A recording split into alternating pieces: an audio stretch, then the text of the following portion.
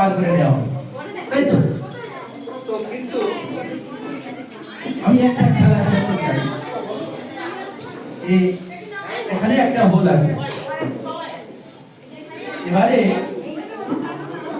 আপনাদের বোঝানোর জন্য এটা করছি।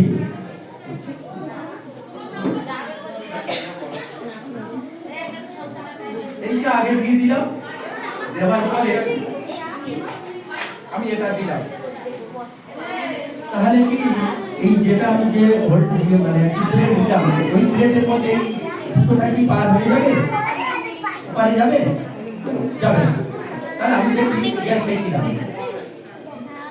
আস্তে করে দেখছি না যায়নি। তো আপনারা একটু একদিন দুজন চেক করে দেবেন এখানে কোনো কাটা পড়া বা ভাঙা আছে কিনা। অনেকে ভাবে ভাঙা আছে, স্যার এখানে কোনো ভাঙা আছে না।